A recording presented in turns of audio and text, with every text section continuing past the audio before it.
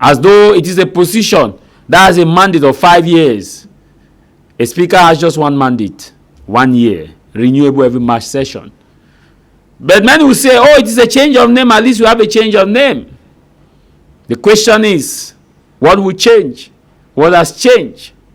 In all fairness, how many of these members of parliament briefed you in your respective constituencies when they were going in for this March session? How many told you that constitutional discussion of a possible constitutional amendment was going to be subject to the agenda? As I'm talking to you, constitutional discussion of a possible amendment is in the agenda. They are meeting today, which is going to be part of this discussion.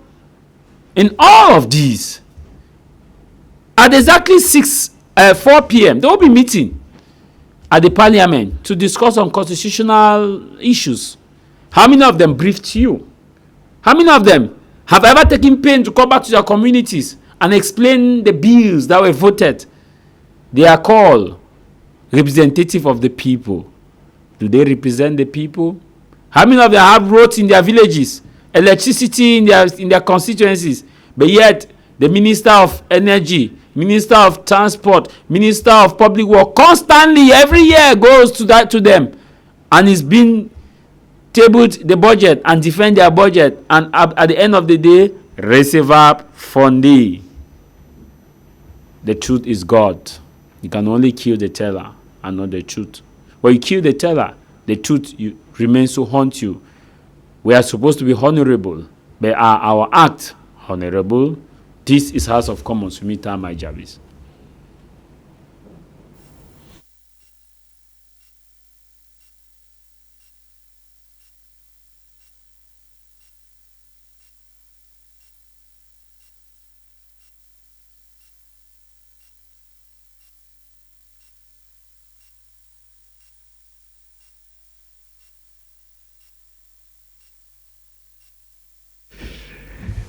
In the studio, we are joined by a cream of panelists who are going to discuss on this issue. We'll begin by introducing to you presidential aspirant and someone who have the zeal and the rigor with the belief that if the people gives him the support, he will transform Cameroon and put Cameroon to the path that is supposed to be. He has been there fighting for those who are unjustly incarcerated and has put his life on the line to represent those who don't have the necessary resources to defend themselves. And also in the medical field, he has been able to transform and help in the medical field. Decisions have been taken within the medical corps that he has played a key role in getting to make sure that things must be done the way they need to be done. He is Barrister Dr. Asong Michael, the only one in Cameroon at the moment who play a double role, ethically can practice medicine and ethically can practice in the legal profession. Welcome, Barrister, and thanks for joining us.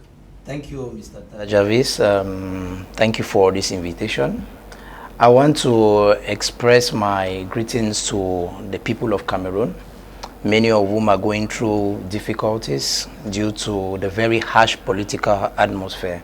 I would like to also express my sympathy to all the victims of femicides in Cameroon, as we all know that the rates are increasing exponentially. My heart also goes to cocoa farmers who have seen a very harsh drop in the price of cocoa that left from about 5,000 francs, and today, according to the National Cocoa and Coffee Board, is about 1,200. And knowing that if the National Cocoa and Coffee Board talks of 1,200, then on the field it's about 800. My heart also goes to all those Cameroonians having a lot of difficulties to pay for their health bills. We have so many Cameroonians who are being sequestrated in our different hospitals because they cannot pay their health fees. I think that these are things which we need to advocate for and fight for, and that's why I'm here, and that's why I got interested in politics, because the goal of politics is to see good governance. The goal of politics is to make sure that the interest of the people, and particularly the Cameroonian people, are being protected. That said, thank you once more for the invitation, and good morning to my co-panelists. In the studio, we are joined by Brain, who is Jackson. Brain Jackson. He is a member of the.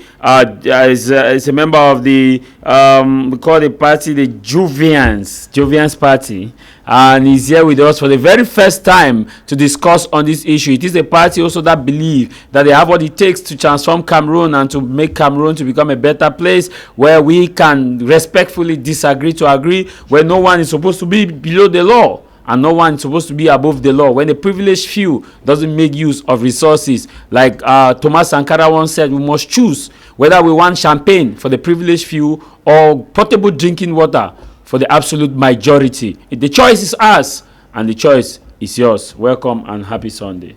Happy Sunday and welcome to you too.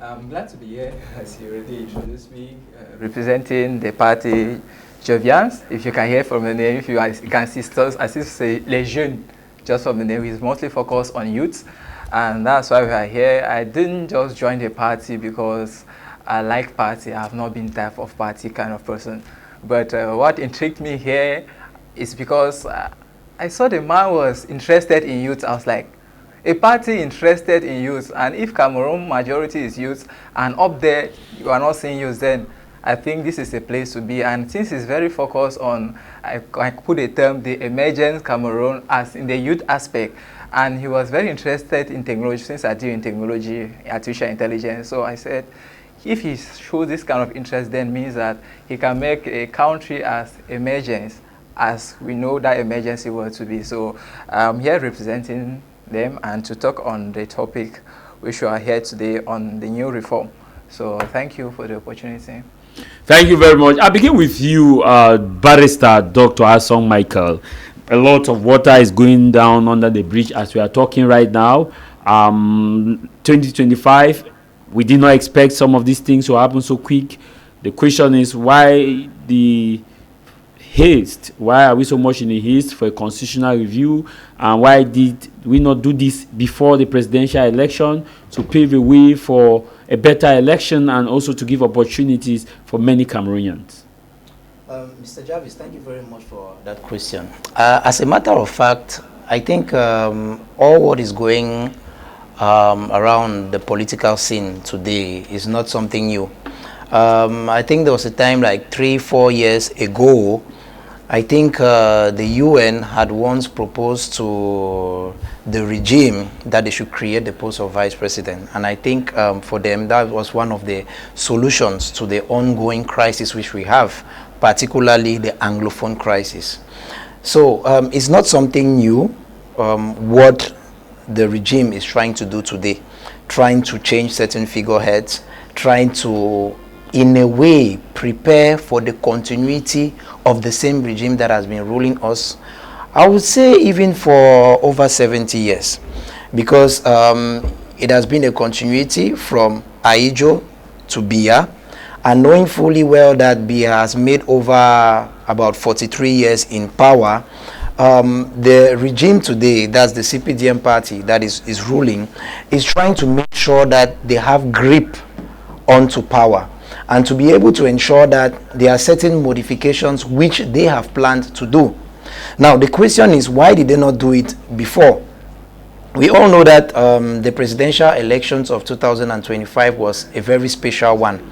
And so many Cameroonians hoped for change. And so many Cameroonians were very interested in the electoral process.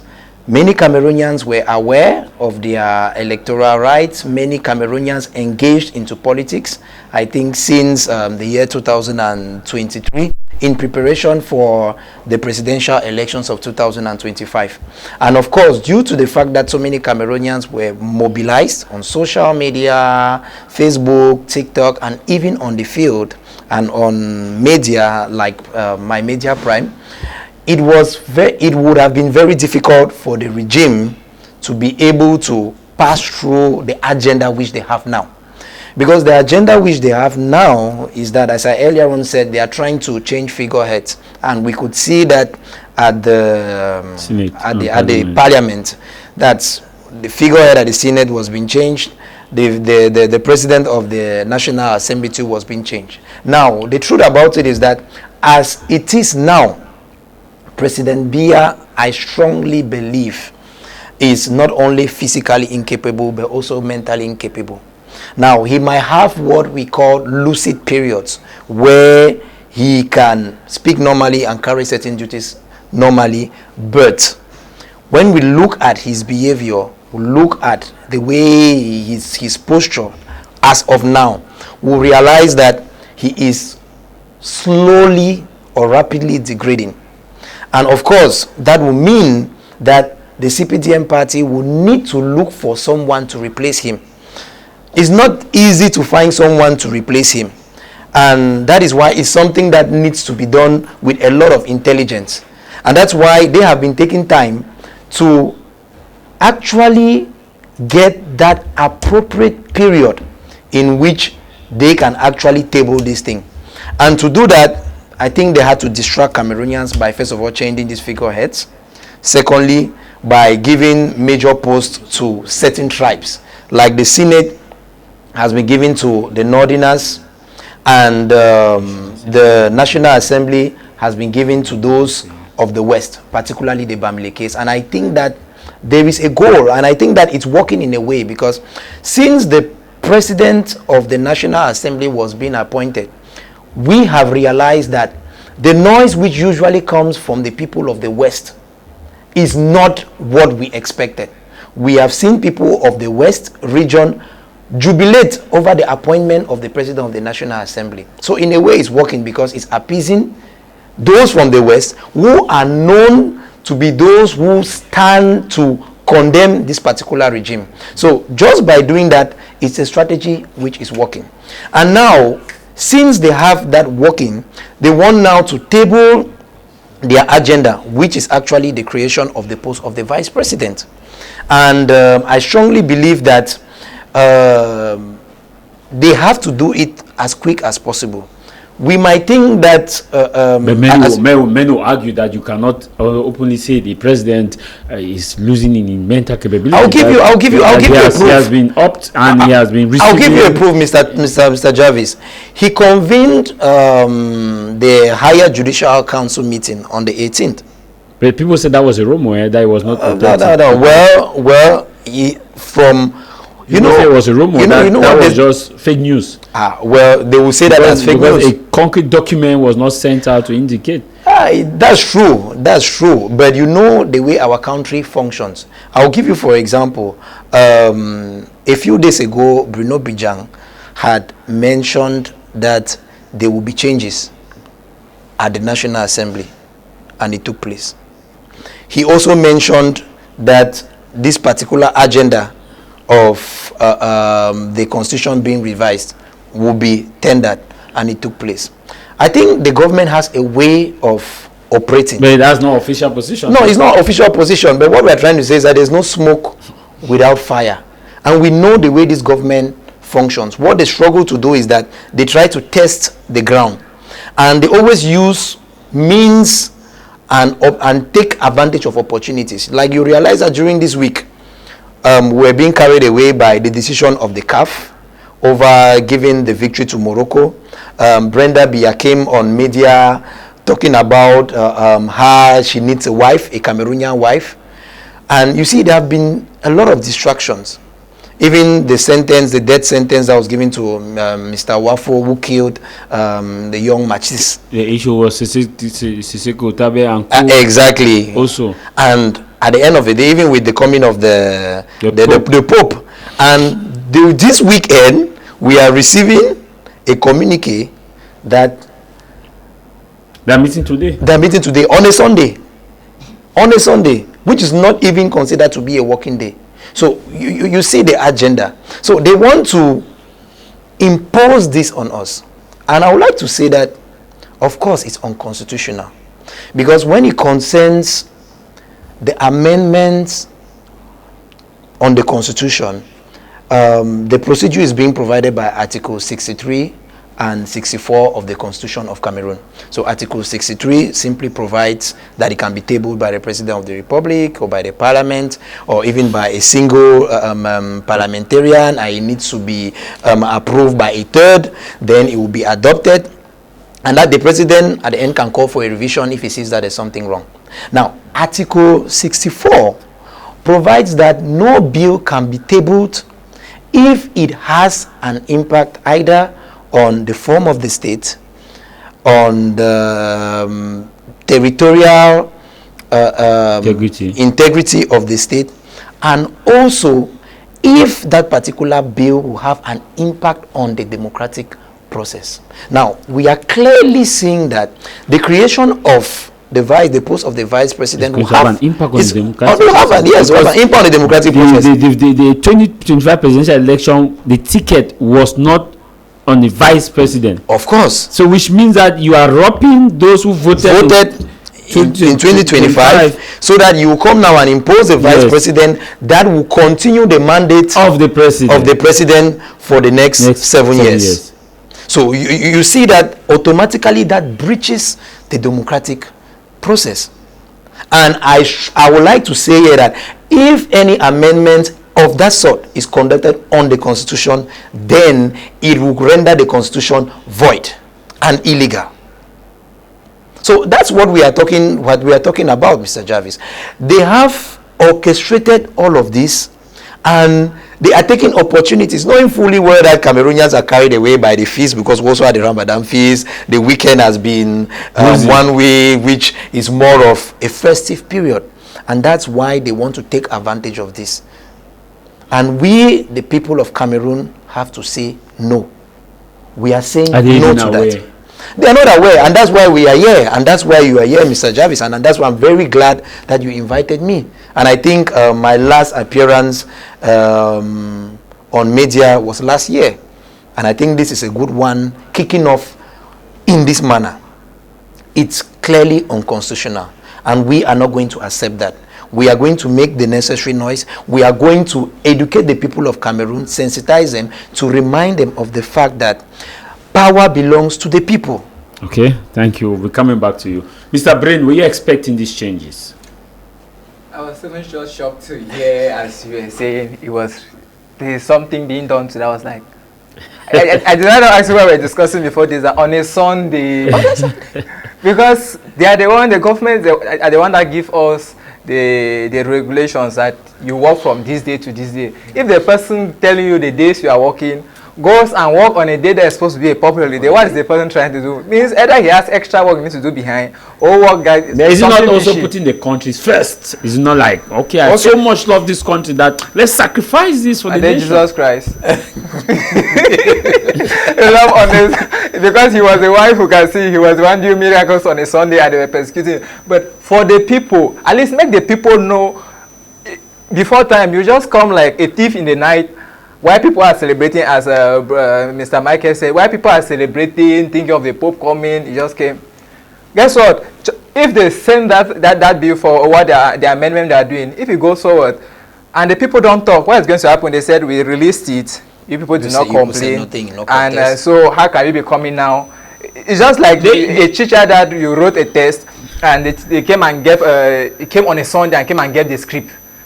We should just call in some Tuesday and come to school. The issue also is, are the people even aware about the possible amendment? We are just being told that there's going to be an amendment. They are going to sit. Are they even aware about the possible amendment, the discussion? The discussion even. Are they even aware about the agenda? About the proposition? Are they even aware? How can they be aware? When you were given an introduction, you said the people that elected you, we are never sure that they leave and go and give accountability to the people, or before going to the meeting to ask and tell them that, okay, this is what we are going for. What do you expect as I came from this county? You people voted me in this, what we are going to talk. Is there any record anywhere of any parliamentarian in these recent days showing, even maybe there was even a video by anyone saying he came and was telling us we are going to the parliament, this is what we are going, this is what we are thinking. What do you people think? See, people send me forward. It seems like the country is like a democratic system. When you are elected, it becomes an anarchy. You now go for yourself, and the people now, you rule now the people, instead of you being ruled by the people.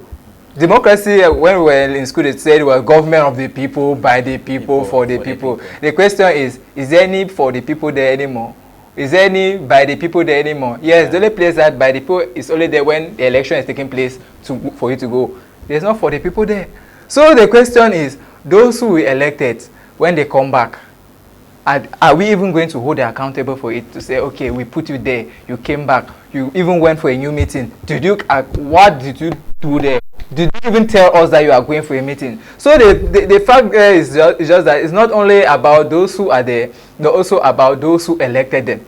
If you don't hold, it's just like a parent that gives a child some tasks to do, and he goes and come back. If the child don't do, if the parent does not call the child to accountability, say, okay, I gave you this, and you did not do it, the child will keep on. Next time you give the task, he will do his own thing, and so by the way, daddy will come, he will not say anything. So at the end of the day, the power still belongs to the people. But if the people don't come out to talk, they are not going to hold any accountability. They will not want to be held accountable. So despite how they say they are up there, but if the people talk, then there's a commotion. When the world of social media, although they will try to bring fake that this one is not true, this one is not, but at least let it be there. Before there's any fake, they say.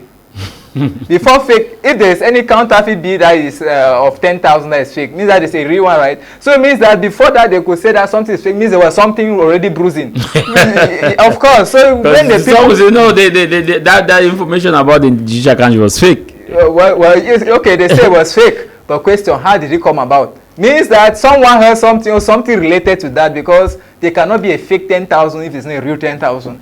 Until then, the council has not met since 2020. And of course, you know why. They have not met. The question you know why? I don't know. He's tired. I think He is tired. I You can't expect somebody of 93 years to walk like young people like us. They say he's active. We have been told by supporters that he's active. That is the young. He's agile. Yeah, active. The question is the emergency Cameroon that he's building for 2035. Now my question to you, my question to you is, we have had changes at the level of the parliament, and also at the level of the Senate. Should the youth expect something better, or are they going to perform better than the previous one, or we should just continue with what we have been experiencing? In that aspect, talking of how youth, does your party see the changes? For youth, these changes are just like they're just swapping one region to another and the other region back to another. Before it was the speaker was the north. Now they have given it to the west. Now the other one was west. They are going to north. Same party. It's just like they just want to make the people know that a change is taking place, and let the people just at least in your changement. At least they'll say, like you earlier said, that they'll say at least a name has changed. Some people will say we prefer the demon we know. At least we have known that at least a name has changed. But for us, we don't see any change, because the people have been in the system and there's no track record to prove that they have done anything for all the time they have been there. So what has been as the vice for almost how many years? What has it done as a vice for those years? Is it now that it's going to be the president that is going to change anything? What about so we in Jovians, we don't see anything like that as a change, because they have been there. The party owns more than 75% of the seats. What have they done? They say they bring youth program every year. At the end of the year, there is no accountability. At least under them, AFCON was held in Cameroon. AFCON. Of course, every other country holds AFCON. Whether there's a new change in the parliament or no change, they host AFCON. So let's not use AFCON as an achievement. Because it just came and increased, you just jubilate for a while and it was gone. The stadium is there. What are they using it for? So for us in Jovians, we don't see a great change. That's why our leader, this world is a youth world, and in a recent analysis, the recent world analysis showed that in the next few years, even now, 1/3 of the youth population of the world is found in Africa. And if Cameroon is in Africa, it means that almost 1/3 of its population are youths below almost, let's say, below 21. So if you can imagine the voting power only for youth, and then those to 30, 50, those ones are still youth. But us in Jovians, focusing on that, they are not doing anything that we are always seen by the old people. How many people in their reign have they taken that you are a youth? Okay, come here, we are putting here, do this. Okay, they see the youth. There are many things youths are struggling with in Cameroon. Like we'll see some of them die in the sea because they are trying to look for greener pasture. Others struggle with businesses and fail because the system that have been there, the only people that were promoting you, the question is they will bring it to you to apply at the end of the day. How many of them? You see some always select their brothers and send these ones. At the end of the day, the national cake remain in the house. So our Tah Javis, he's making sure that the youth that he's working with are not just people of his family, are not just people of, he diversified them. Where you're in tech, you're in this, he calls it that, come, let's see how we can build this country together. That's why if you can see of recent, to show that he's youth-centric, he just really got his PhD. Do you know that? Just really defending his PhD. And he still said, the fact that he has a doctor reserved for a doctor, is still Mr. Valerie. So we are not seeing that as any changes. So it's not touching. So it means that the party is preparing now for a better change of the municipal and legislative election. That's what we're praying for, and that's why they were delaying all these things so that when they are changes occurs, they can see how they can adjust it. But we're not allowing them. Dr. Barrister, should we expect any changes from these leaders, these new leaders at the helm of affairs at the parliament? Well, what we have to know is that the main problem we have in Cameroon is not a problem of an individual. It's a system that has been put in place. And as I earlier on said, it did not start today. He even started before Biya, because Aijo himself started the system which we are seeing today. The unitary state which we are seeing today was through Aijo. And you see, that is what has brought us to the Anglophone crisis. You know, when the French Cameroons had their independence in this January 1960, there were negotiations between the southern Cameroons. At the time, Django Foncha was the prime minister. And of course, southern Cameroon fulfilled all the criteria according to the Montevideo Convention of 1933 governing the existence of states. So he had a government, he had a parliament, it had a territory, and he had a people. So those were the 4 criteria. And I know many will say, no, southern Cameroons have been never a state, but the world today is being governed by laws and international conventions, and that's what we respect. And that is the reason why Django Foncha at the time, who was the prime minister of southern Cameroon, could go into negotiations with Aijo, because you cannot have a president of a republic negotiating with an individual. It's not possible. So you need to be at the same level, and that's why the two could negotiate, because from a legal point of view, according to the Montevideo Convention of 1933, of course, southern Cameroon was, in quotes, considered as a state by fact. And when both brothers, I will call them, met, they decided to form a federal state. And this federal state had 2 federated states. So the southern Cameroons with everything, a parliament, a government, and the rest. And the French Cameroons also had the same. And from the 1st of October 1961, when that federal state was created, after the referendum that took place on the 11th of February 1961, where they decided through a referendum to come together, Cameroon did not have any problem. From 1961 to 1972, we have never heard of any issue during that period, at least from our history books. Everything seemed okay and calm. And suddenly, in 1972, we, through Aijo, the Fumban Conference, he wanted to unify Cameroon. It's true that maybe his intentions was moving towards a type of Pan-African state, but I think that it was poorly done, because he used duress, he used manipulation, and he used fraud. And that is the reason why we all know, according to history, that our main leaders in the southern Cameroons did not agree to that. And that's why after 1972, they all disappeared from the political scene, except one person. That's Estimona. And you know, that is where the Anglophone crisis started. Because you know, you shouldn't take people for fools. They know their rights, especially the Englishman. They know their rights. The Anglophone know their rights because of the type of culture in which they grow up.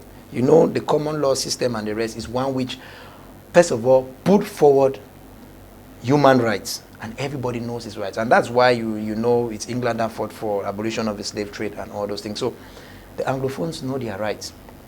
And that is when the crisis started.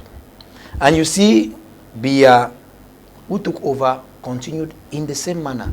And you know, at the time, the federal constitution mentioned that the first personality was supposed to be, if the first personality was supposed to was a francophone, the second personality to be an anglophone. But that's not what we are saying today.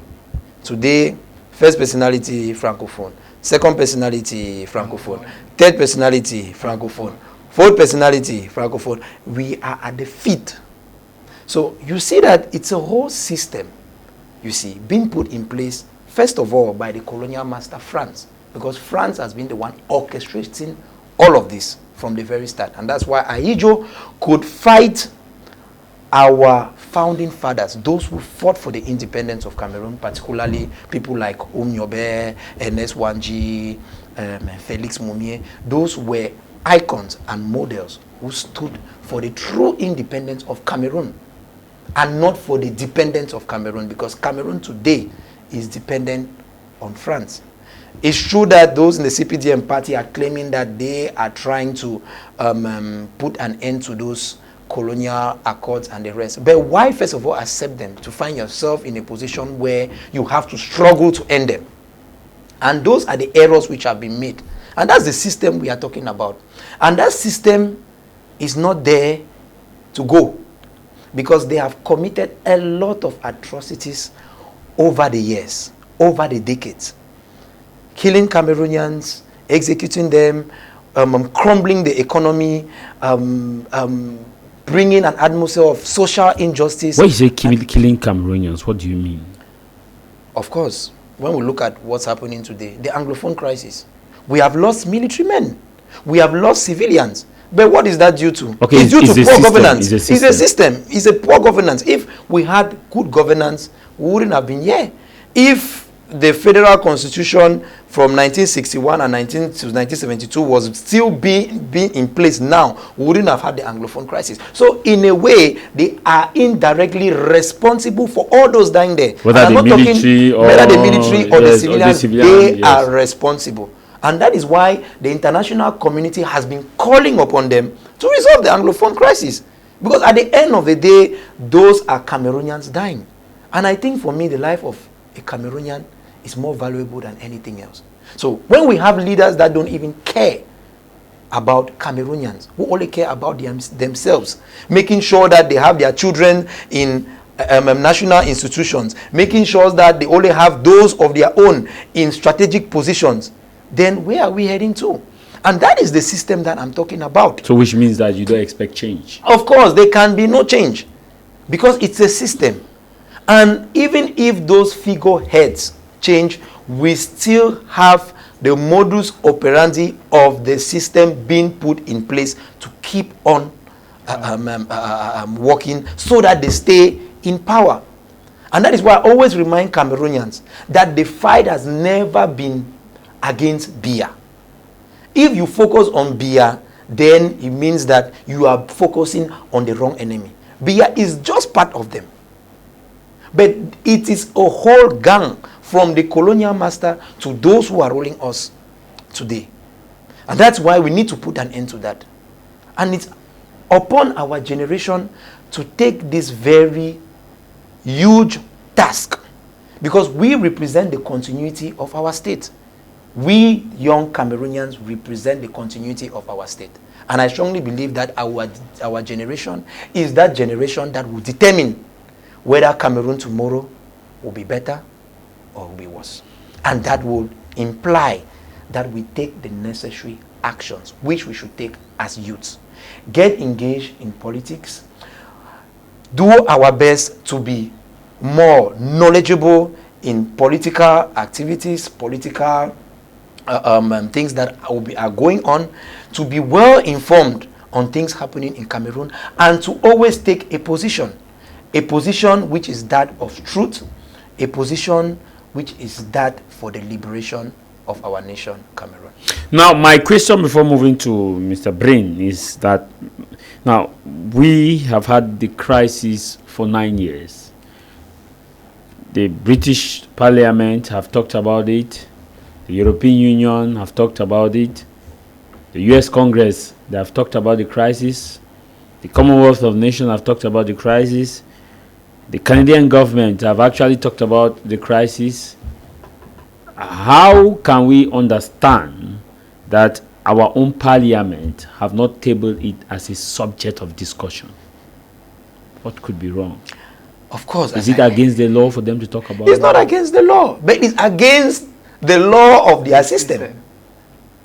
Because their system has a law. 9 years. It has a mode of operation. And you must know that very system has never acknowledged that there's a true Anglophone crisis. They behaved like they were acknowledging something after pressure. But you know, when you acknowledge something after pressure, it means you are not acknowledging it because from the very start, intent, you believed that there was a problem. So it means that the men's race act is lacking. Of course. The intent. They are just doing it to, in a way, camouflage or say that no, they are trying to do something. But the truth about it is that majority of them don't believe that there is an Anglophone crisis. Because ab initio, they haven't accepted that Southern Cameroon was a state. And that's where the problem comes from. And that's why I always have to remind my Francophone brothers and sisters that there is a convention that governs the existence of states. Maybe people don't know. And even in the world today, there are states that are not being recognized by the UN. So the fact that a state is not recognized by the UN doesn't make that state not to be a state. Yeah, because even we had the president in Boya when the last time he came to Boya for the celebration, he said in his speech that history has never forgotten that Boya was the capital of Southern Cameroon. Southern Cameroons, yeah. So in a way, he acknowledged that Southern Cameroon was a state. But I think that his intention was not to say that Southern Cameroon was a state. But of course, we could use that to say that, but if you acknowledge that a particular place has been a state of a particular territory, then of course you are acknowledging that that place was indeed, Southern Cameroon was a state. And that is where the problem is, because as long as we shall not, or our Francophone brothers shall not recognize that, they will consider the Northwest and the Southwest like any other region in Cameroon. And it cannot work that way. It cannot work that way. And as a matter of fact, countries like Equatorial Guinea were once upon a time part of Cameroon.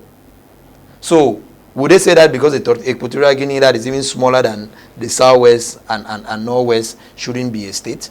Because, in quotes, they are very small or not? We even have states that are even smaller than the Southwest. For example, Rwanda is almost the size of Southwest. So what I'm trying to say today is that we have some sort of bias from our Francophone brothers and sisters. And maybe they might think I'm talking because I am an Anglophone and I want to condemn them. No. My mother is a Francophone. She's a Bassa, stroke Hausa, and my father is from the BLM. So I'm from both sides. And that is why I can stand up to tell my Francophone brothers that this is what is wrong. And this is the type of behavior you should have towards Anglophones if you want to resolve the problem. And as long as they will not put up that attitude, as long as they keep on believing that they are more numerous and being arrogant, then we are not going to resolve the crisis. And that's why I keep on insisting on the fact that it's our generation that can resolve this problem. Because we have a different way of looking at things, appreciating the problem, making sure that we apply international laws, making sure that we apply principles of morals, of ethics, so that we could bring the both sides together. Of course, I'm not for separation, because I know the strength that is found in both borders coming together. First of all, we have bilingualism. It makes Cameroonians have more access to institutions, international, and the international scene, we have more access. Even our certificates, we have more access. Moreover, we have a bi-juria legal system, common law and civil law. So a lawyer or a jurist in Cameroon can easily survive in any place in the world. Then the cultural diversity from both sides also permit us to be able to expose those things and also improve on tourism. So these are things that can help us build the nation better. Okay, Mr. Brain, Jackson, let us come to the activities of the members of parliament. Now we have the new president of the Senate, we have a new speaker, and a lot of expectations. Some say, you say you don't expect anything. Barrister also say he doesn't expect anything concrete to come from this new leadership. Now, when we are looking at the parliament itself and the different activities that they have been able to do so far, are you satisfied with their output? Can we see the common man feel their presence? On that, and what is your party proposing, if in case tomorrow you are a parliamentarian? For that one, it's very important that in every institution, like I said, no matter what you do, if the accountability structure is not clear, then you are wasting your time. You have been doing, you are in Douala, the capital city, but you cannot take your friend who is out of the country and pass in Douala. You'll be ashamed that to call that is the economic capital of Cameroon. Everywhere they are dead, and those same people are our fathers. They are in the parliament. They have cousins, brother, passing on those same streets, and they sign bills every year, approve, as you said. A question, where is it going to? Because the people, first of all, no matter what you are trying to do, there are some basic necessity like food safety and this, and just the environment being clean is part of safety, because that is what we call air pollution. The environment has hazardous. Okay. My brother talk about tourism. How can that even function when we have every year we come and sit and make bills, approve, but the towns are not even clean. No roads. The question is, let's not go far. Let's just walk around. That could also be a touristic site now.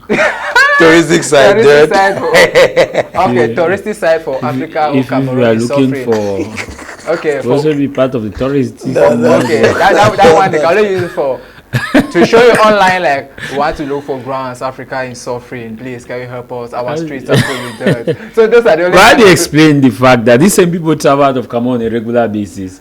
These same people, when they travel out, they enjoy the benefit. They see how things are structured.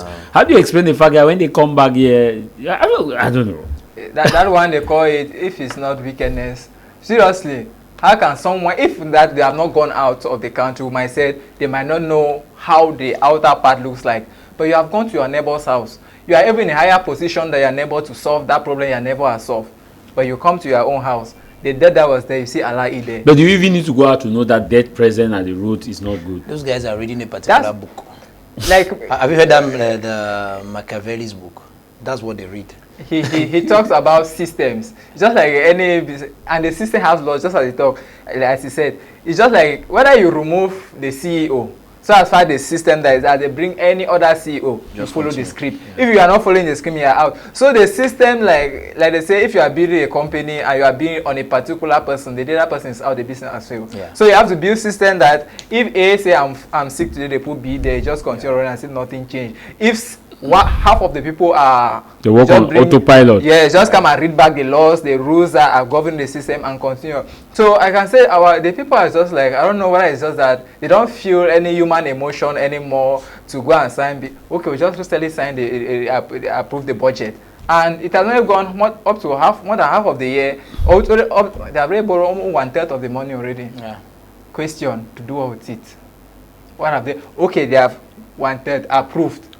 But loan they are going to do what? Which economic activities is showing that I've done with it? Or improvement, construction of roads and the rest. So if where you say to do what we did, they say you are complaining about debt. Okay. Let us take Okay. this money to Okay, the- let's So what have they done? They let's reframe. Okay, what have they done with it? The ones in the previous year, until I've even lost count of how many zero does trillion or how many billions have again. Because every year they just keep increasing 3,000 billion. The next year is 5,000 billion. We just hear figures. Question: look at the country. Which structure has changed? Can any community, a particular region said, because of this year, let us say they concentrated on us, this is what we have achieved. But it has changed now. Before we used not we don't used to see debt on the road. Before. Okay. But now we are seeing it. We are seeing that. Okay, we have Price of changed to the debt. negative side now. I just think that the population has increased. There has always been debt. It's true that it went worse over the years. I think certainly due to the poor governance as the state of our That's the president, changes we have which is had. so- No, you cannot say the Yeah, state of the president. It's not the president. It's not the president who is the Things are sitting going mayor. on like the No, president. Yes. That's what I'm No, trying you to can, as you said, you cannot easily accuse him alone. It's the entire structure. You have a sitting mayor. You have a member of parliament. He's the I want to boss- ask this question. the boss of the When I asked system. this question, I was also asking the question. Now, do you want to tell me that our members of parliament don't walk across the street to know that if this is dirty, we invite the Minister of Health, the Minister of Environment and Nature Protection to come and answer and tell us why? Because you collected the budget so and so time and we are seeing this done. Why haven't they? Why are they not doing it? Because according to what I've been seeing in our country, when it comes to projects, it's just like everyone has part of the national cake. If they give a budget for this and you have part of the national cake, why are you supposed to hold the other person accountable? That's for it. We saw the other day what Honorable Joshua Osi was doing. He was celebrating the new president of the National Assembly. So at the end of the day, do we have an opposition in Cameroon? That's a question. When you see the SDF leader, the SDF, we're talking about the SDF of Niger Front.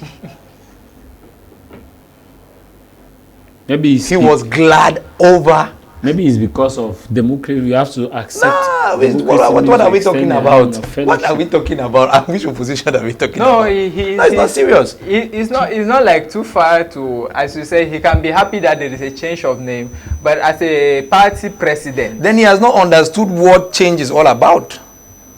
He has not understood what change is all about, and we can understand and see the results of SDF during the last election. Were you people expecting the postponement of the municipal election? Because there is a bill that has been tabled.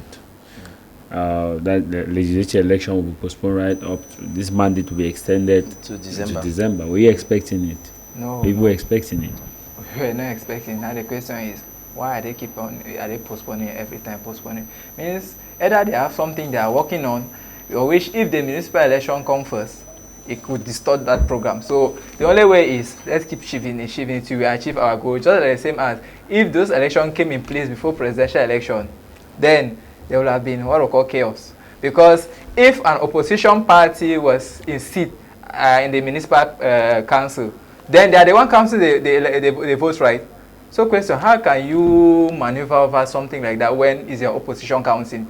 You cannot. So that's why they have to make sure that the people who are sitting there are their people till they finish the presidential election. After that, this reshufflement that just took place, they do it. Means a reposition like in the system. If those like we're trying, we no longer trust you or you are ready to hold, let's rearrange those in the system. Before now, we can give now the floor to the general public. Now, okay, this is your own part of the crumbs. Fight for it. We have rearranged because you know that when that is done, the next 5 to 7 years now is under their control. So the question.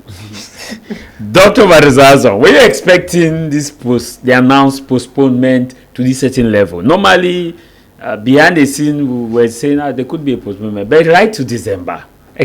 This was extended in 2025. Yeah. Now extending it again right to December, which is still subject to deliberation. But you and I know that it will be validated, approved, a fondé. Well, what does the law state? On my part, I knew there would be an extension. I knew there would be an extension. And that was for many reasons. The first reason is that you realize that the regime has been having a lot of difficulties. I think a few months or a few years even before the presidential elections. they were confused.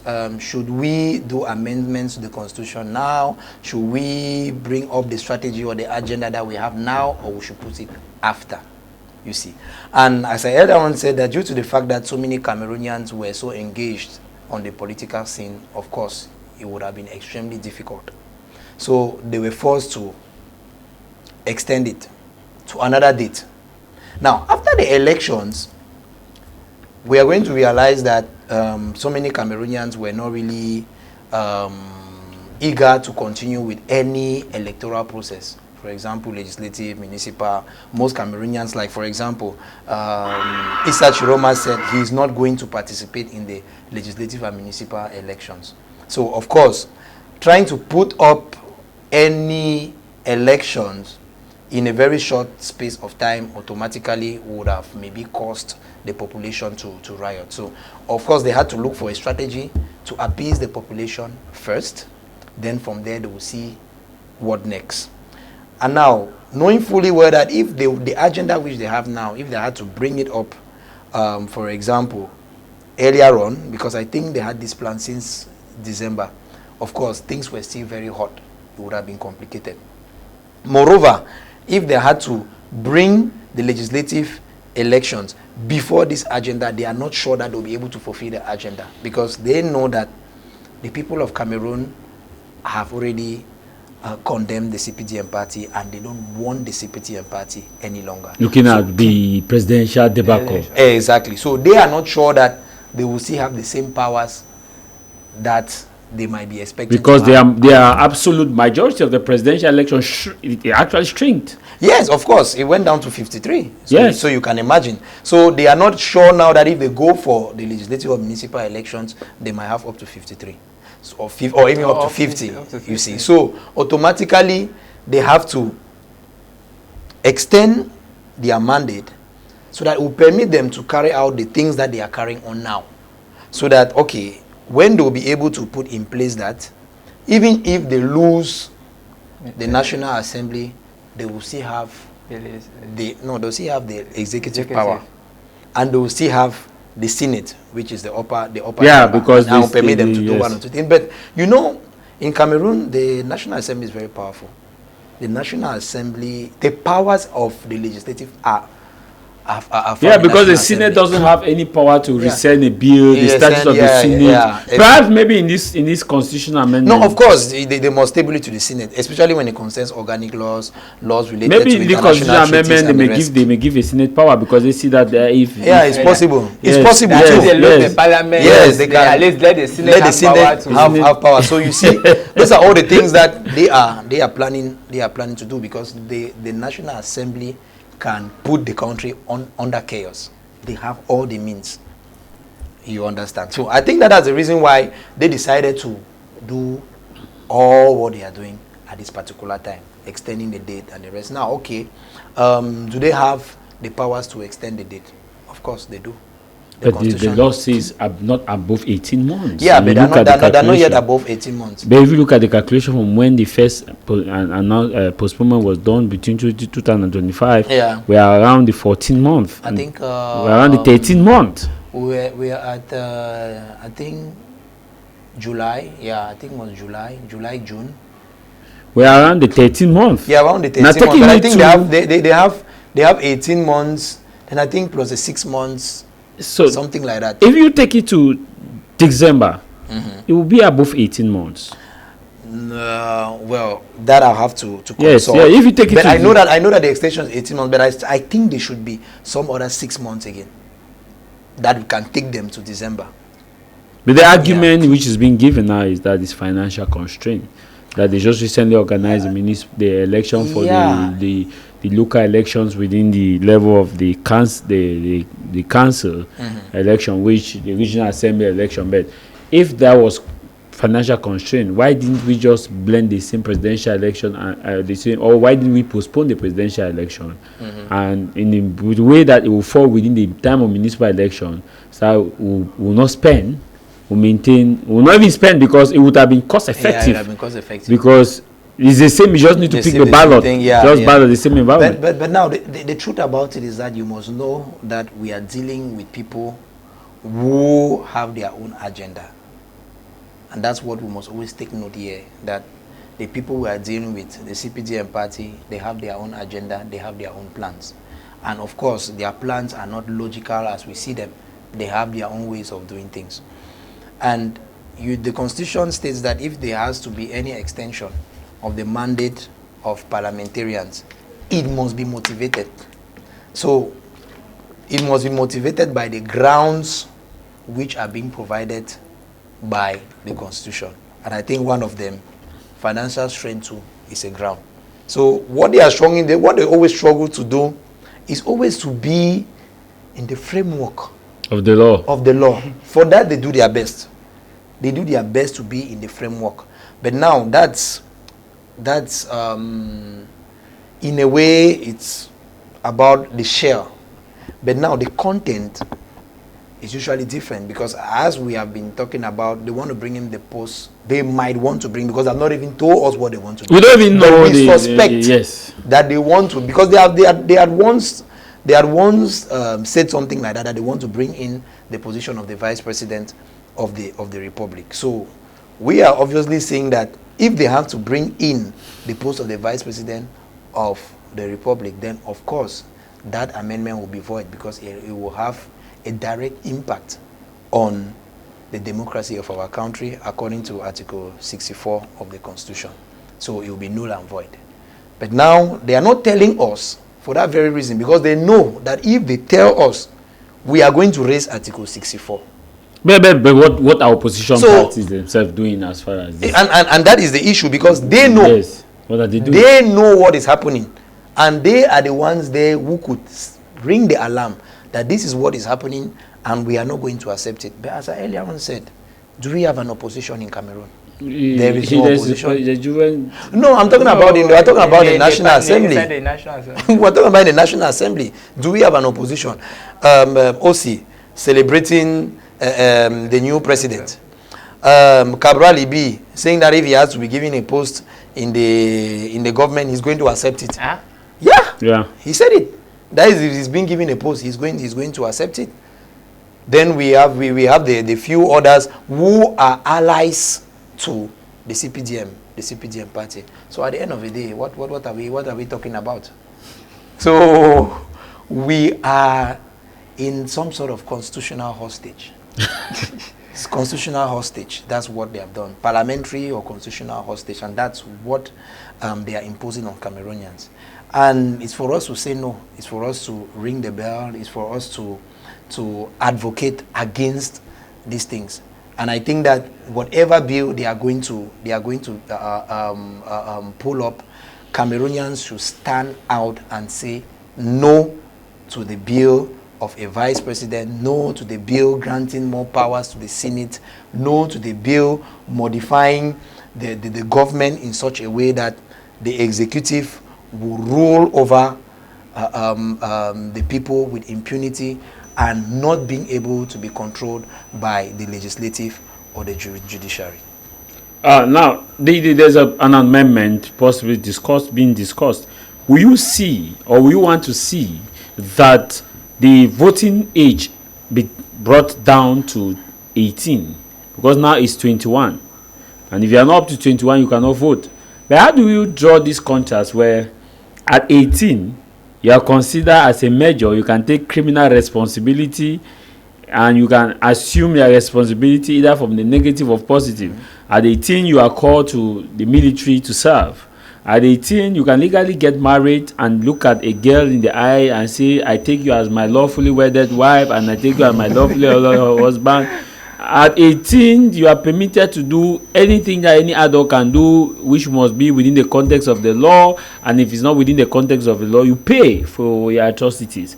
But at 18, you cannot vote. At 19, you cannot vote. At 20, you cannot vote. How do we draw this contrast? That one is a well orchestrated plan. Like I said earlier, that the mean age in Africa, youth age, is 18 years. So they know that if there are people, the majority of the people are within 18 years, and if they decide to trim 18, 19, 20. That's a 3-year gap. Means that any party or any other opposition that you are mostly focused on youth, and since majority of your people are within that age range and below the 21, guess what?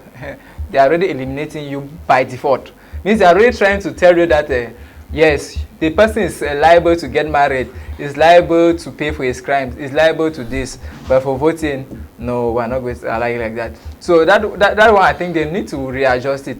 Because if someone can pay a crime, can go, be sentenced for a crime because he's already up to 18. If someone can get married, take responsibility, sign document in the bank because he's already up to 18, then why can the person not take a decision in the country? Because all those things happen in the country. Why should they limit that person from being an adult when it comes to election?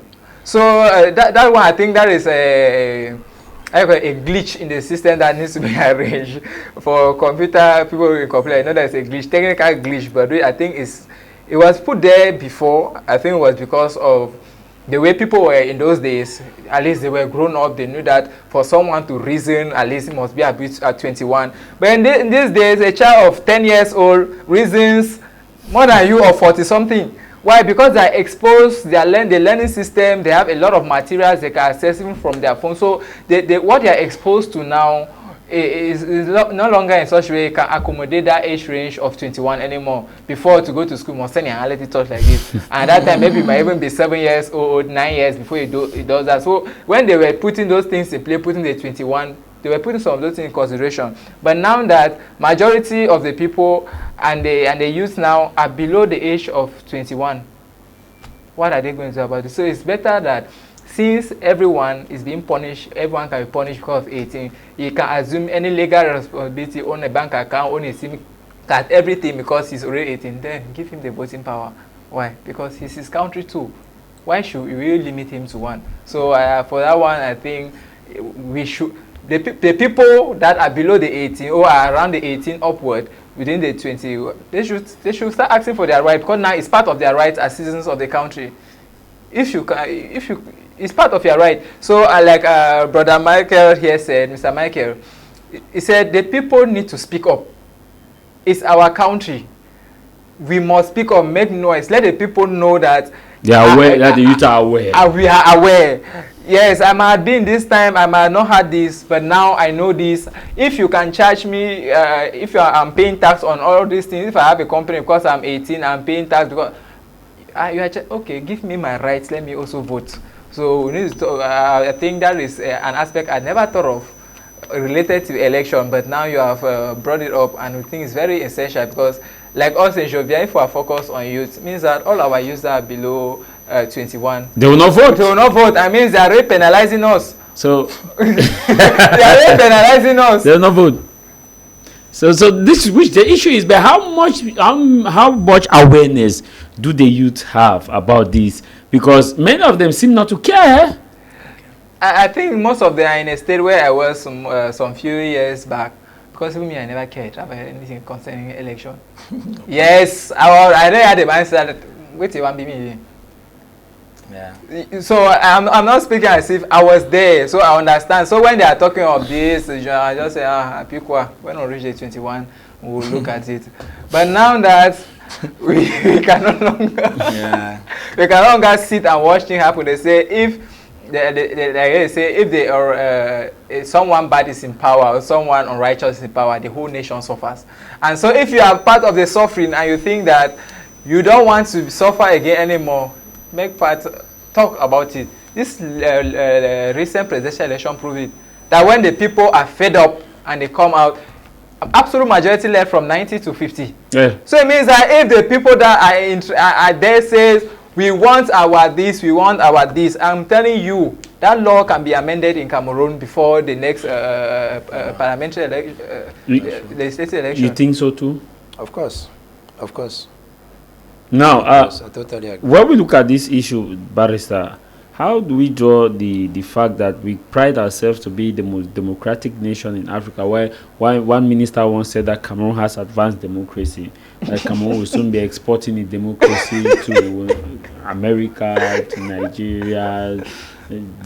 Now, how do you explain the fact that advanced democracy, 18, 19, 20 cannot vote? Well, you know, the system has always had their strategy. And their strategy has always been to limit the number of people voting. You see. So, you realize that over the years, for example, in 2018, the number of voters were just about 6.6 million. And the number of those who voted were just 3.6. And in 2021, it was lower than that. It was about 3-point-something million, almost 4 million. So you see that the strategy of the ruling party has always been to limit the number of Cameroonians voting. And you realize that that was not even up to 30% of the population of Cameroon, and not up to maybe 40-45% of those of the voting age. And we know that the voting age in Cameroon is as from 20 years. They have done everything possible to discourage youths to engage in politics. And of course, they have the reason, because they know that 45% of the population is made up of youths. And if they have to bring down the voting age to 18, as it is in so many countries, then automatically you'll be having about 50% of that population, that 45%, which is roughly, if we have to take according to a population of Cameroon, is roughly about 12-13 million, being eligible to vote. And that is the bigger the number, the difficult it is to manipulate figures. That is a problem. Because we saw it in this presidential election. As so many people got engaged, many people registered, at least to some extent. We went up to, I think, 8 million. 8 point something million, you see. And it became... But the truth is also that we have not been able to have the official statistics from region to region count area of voting. It's true. They can't give us, because they don't want to, they don't want us to strategize. But at least we have an idea, and we understand that the more Cameroonians get registered, the more Cameroonians get involved in the whole political process of democracy, then it will obviously make things difficult for them. So that's the reason why they have to do their best to increase the voting age. You see, if it was even possible for them to increase it to 25, they would have done so. But it's impossible for them to do it. So taking it down to 18, of course, based on the fact that they will not want many youths to I know today in Cameroon, youths are the greatest victims of this regime. So they know that if there is a good leader that can address the issues of the youths, and that leader is able to mobilize the youths, then of course all those youths rally behind him, and they will easily win the election. So of course, based on that, they will never want to reduce that voting age to 18. So I think that's the main reason. It's just a matter of strategy. It's a matter of limiting the number of people that can take part in the elections. And you see, they even go forward to even discourage youths. We had so many youths who registered, but who did not vote at the end of the day, because they always send this message through their different platforms that what is the need voting when you already know the winner. So you see, those are things that discourage many people, and for the past years, many youths are being politically traumatized by the fact that they have only known one president, and at the end of the day, they feel like all hope is lost. I told somebody that that the only time that some of us should even think of getting settled is when you have a total change of name, so that your kids and yourself can be of different generations. Because you cannot be telling somebody that in those our days. Which days? You have the same people around. The same people are the so it becomes complicated. And do you know the funny thing? What I just realized as he was talking. Do you know that between the age of almost anyone from upper C to year 3 university are between 18 and 20? Of course. Yes. Because children go to the university No, now no, at 17. at So imagine someone 16, 15, they are already someone at the- finishing yes. the first degree, Yeah. knowing all what they know about the country and having that broadening of knowledge, but still have power to vote. exactly. I imagine the number of people every see? year in So the you see- country. So they calculate that population and they say, no, if we leave this population, it's because they- So the battleground states now be universities and colleges. Wow. Of course. The thing is, youths will have to stand up. We can only play our part by telling youths that it's possible. We must make a step. We must aspire. We must say that it's possible to bring change. We must say that we are capable also of ruling this country. We have come to the age of majority. If you are an adult and you are a Cameroonian, you have a role to play in the development of your country. And you can do it in so many ways. And one of those ways is to engage in politics. Because politics governs everything. All the sufferings we are having today in Cameroon is due to the bad leadership we have. Now, if we are able to channel our ideas, because so many youths have innovative ideas, but you know the system has been designed to crush them because they don't want a change. So fresh brains coming up, smart people coming up, they want to make sure that they kick them aside so that they will not be an inspiration for the young generation that is coming up. And that's why we are here to say that we are standing for that. We are standing as those who want to encourage other youths to do the same. We cannot do it alone. We need to work together. And the little efforts we make, certainly put together, will be able to produce something extraordinary that will lead us to change. I strongly believe that if people like Issa Chiroma, if people like Kamto, when they were 30 years, 35 years old, were like us, we want change, we are condemning the government, Biya would have left.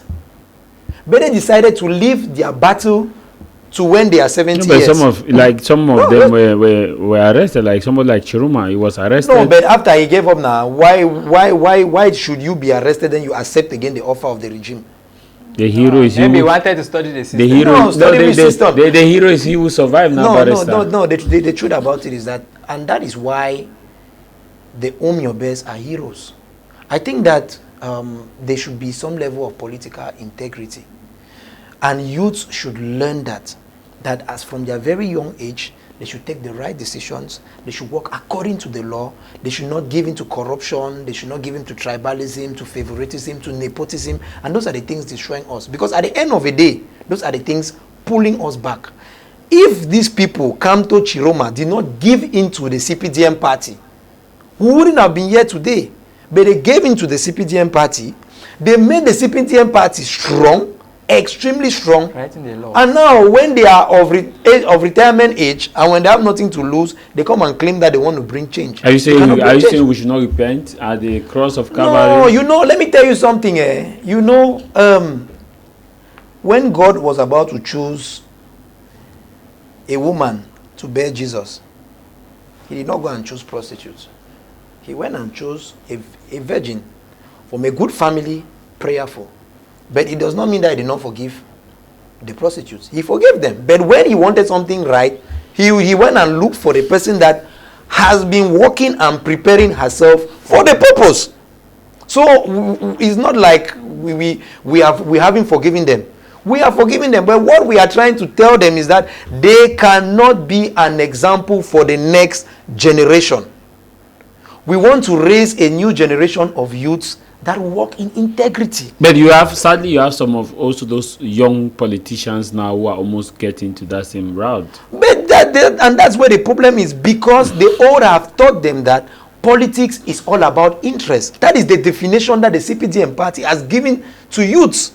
Because before we were told by some Whereas- political stakeholders that they said, I will never work with the system. If the system promote me, I will never accept that kind of promotion. But now we are having a different talk now. The same people are saying, oh, what's wrong working with the system? That's because they've betrayed us. When somebody has betrayed you, he has been corrupted, he has received money, he has received favors, of course he's going to change his language. And that's why we are calling upon the youths of today that they should think differently. They should be focused, they should be hardworking, because many people fall into that trap when they are not hardworking. When you are not hardworking and there is an entrance examination and you see that you don't have the level to compete, and somebody comes and proposes to you that no, if you follow us in the CPGM party or we'll do this and that, we are going to give you a privilege. Of course, you are going to follow that. But if you are hardworking and you are focused, then you will not need that. And that is what we're trying to say today. We are trying to say that youth should be focused. We must know that we represent the continuity of our nation, Cameroon. And there is an attitude to bring development. Look at what Traoré is doing. And I want to even say happy birthday to him in arrears. Look at what he's doing. That's a youth with focus. It comes under serious pressure. Eh? But of course, it must come under serious pressure. Serious pressure, because people who are fighting against the new system. Of course. The system has to fight. It will not be an easy task. And people have refused to give up. But we must know that the fight we are putting up today is not only for ourselves. It's for all other Cameroonians. It's for our families. It's for our children. Because what is very sure is that if we who are struggling to be people of integrity are suffering the way we are suffering today, how much more will our children suffer? Because the system is designed to only keep those in particular circles and families powerful. Might be many people don't know, but this Cameroon is being ruled by families. There are families that are enjoying the national cake. Everything is being organized. We will not go into those details, but those who know. And those are things that we have to put an end to. And that's why I am for communism. Because in communism, it's a political ideology where the state manages everything and makes sure that it redistributes the profits and the proceeds of the nation equally to everybody. But what do we have today? We have families being handed mines, being handed certain sectors, being handed certain services, and they use it to enrich themselves and their family members. Okay. And that we are saying no. And you know, today we are practicing capitalism, and that is what is bringing up us into this situation, because capitalism is all about personal interest, and that is the way our government is operating today, just for their interest, for them and their families, and we are saying no to that. We are almost out of time. Your last word before we go, and your advice to the youth. What I can say is, it's not just that they are focusing on capitalism. Capitalism alone without morals is it that kills an entire nation, because even communism alone by itself has not always been the the ideal part, because it also brings about laziness. Because when the that is a narrative they have given us. Look at China, look at Russia, look at North Korea. All those countries, the people are extremely hardworking. So it's the narrative the capitalists have given to us to make us believe that when you are a communist, you are not hardworking. I'm a communist.